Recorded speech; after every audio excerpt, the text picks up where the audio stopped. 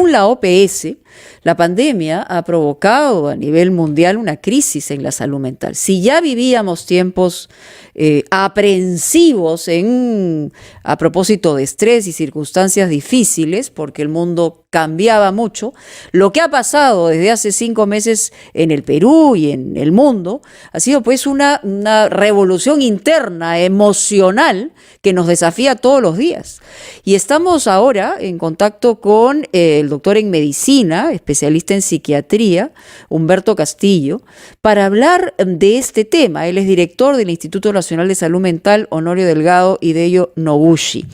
El desafío no solamente es emocional, se han generado una cantidad de miedos personales, incertidumbre, tristeza.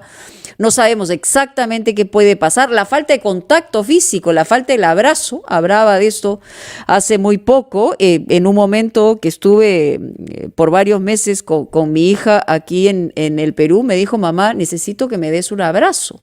Y esas situaciones nos colocan a todos en un estado emocional muy, pero muy específico. Y si a eso le agregamos la carencia y la dificultad, muchísimo mayor. Doctor, en general, ¿cómo podemos describir lo que estamos viviendo por dentro los peruanos en este momento? Doctor Castillo, bienvenido. Sí, Mónica, buenos días. Creo que es importante tomar conciencia de que esta es una situación nueva, difícil, intensa, extensiva para muchas personas. Y entonces ante eso las personas tenemos que adaptarnos a nuevas formas de vivir, nuevas formas de relacionarnos, nuevas formas de estar en la vida. Y esta adaptación siempre tiene una dimensión emocional. Es más, las emociones son el instrumento principal que tenemos los seres humanos para adaptarnos a nuevas situaciones. Entonces, todas las personas estamos experimentando emociones diferentes. Lo hemos comprendido, doctor Castillo. Quisiera vincular esta visión suya de las 3 modalidades diferentes de emociones con la práctica concreta de las familias ante algunas circunstancias que se presentan. Por ejemplo, la del duelo. Cuando hay una muerte en una familia y los familiares no pueden ni acompañar a morir, ni acompañar a ser exhumados los restos. Sí. Esto es una situación totalmente inédita y yo quisiera que nos transmita la experiencia profesional que usted debe tener con casos como esto. ¿Qué es lo que recomienda de acuerdo a las edades frente a la emoción, para regresar a su tema, que produce una experiencia de este tipo, la muerte en las condiciones actuales de extremo distanciamiento entre las personas? Sí, Fernando, digamos, la muerte siempre es una experiencia singular, intensa, significativa para las personas. Y las personas, las familias, los colectivos y la sociedad en general hemos ido diseñando, construyendo mecanismos para que nos adaptemos a la muerte. ¿Qué se debe hacer para cerrar ese capítulo? Porque el duelo tiene una misión emocional y además cultural, ¿no? O sea, ¿qué hacer frente a quien no puede despedir a su muerto? Lo importante es poder asumir la muerte. Lo importante es poder compartir, expresar los sentimientos, las emociones que genera, e ir construyendo colectivamente una forma de ubicar la muerte de la persona en nuestra vida cotidiana, en nuestra nueva vida cotidiana.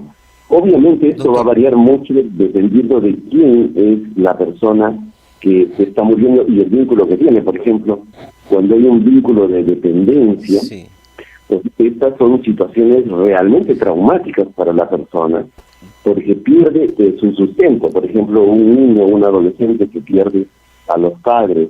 Por ejemplo, una pareja también, cuando pierde a su pareja, que es la persona con quien está en su cotidianidad. ¿Cuánto al manejo que hay que tener de los sentimientos de ansiedad, de angustia hacia los niños que están en casa, guardando cuarentena? Los padres, ¿cómo deben trabajar esto? ¿Cómo deben manejar esto? Muchas veces la angustia de los padres se traslada a la de los hijos. Pero en ese sentido, ¿cómo debemos actuar para evitar que nosotros mismos sin querer perjudiquemos, ¿no?, a nuestros hijos. Sí, Carlos, recordemos que las emociones representan la situación que estamos viviendo y además son instrumentos para adaptarnos a ella.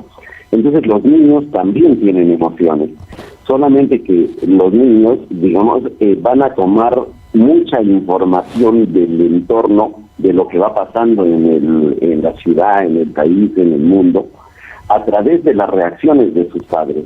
Y no necesariamente de lo que les dicen, sino de cómo actúan y de qué emociones se expresan. Entonces, mucho de las emociones del niño es el reflejo de las emociones de los padres o de los adultos de su entorno. Por tanto, lo que tenemos que hacer como adultos es principalmente darnos cuenta qué emociones se está expresando y qué nos está diciendo con ello. Todos sabemos que para tener una vida mentalmente saludable hay que comer de una manera correcta, dormir con profundidad, es decir, tener sueños, y respirar de una manera saludable, porque al fin y al cabo respirar es lo que más hacemos en la vida, desde que salimos del vientre de la madre hasta que expiramos, y a veces no sabemos respirar bien, pese a los esfuerzos que algunos yogas hacen para enseñarnos a respirar mejor. Pero ¿cómo vivir esto cuando uno está impedido de salir de su casa y tiene costumbre, por ejemplo, de caminar para expander los pulmones y sentir el aire fresco?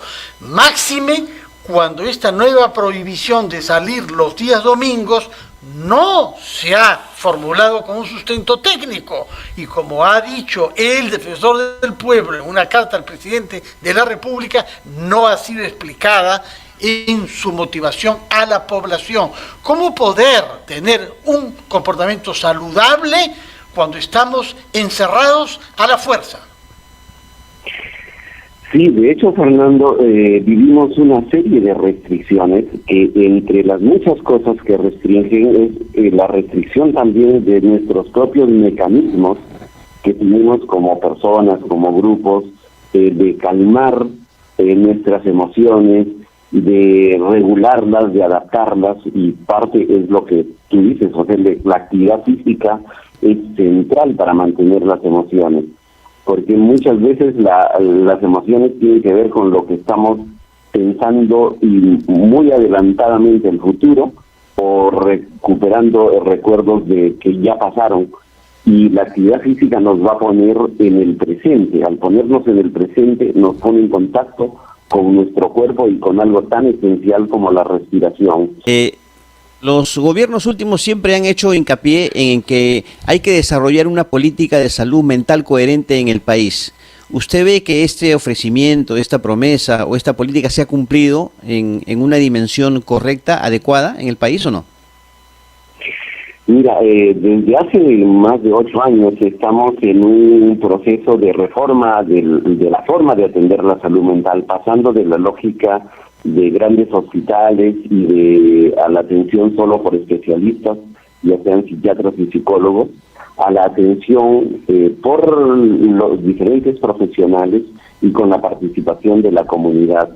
Pero ahora vemos que también la propia estrategia de la actividad comunitaria está restringida un poco por el tema de que no podemos tener encuentros, que era la base de la salud mental comunitaria, el tener encuentros en los colegios, en los barrios, en el propio de salud mental comunitario.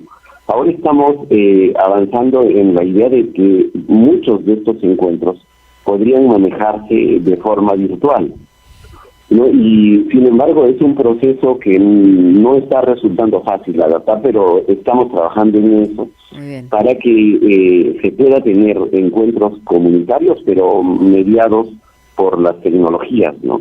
Que esa sería la herramienta espectacular.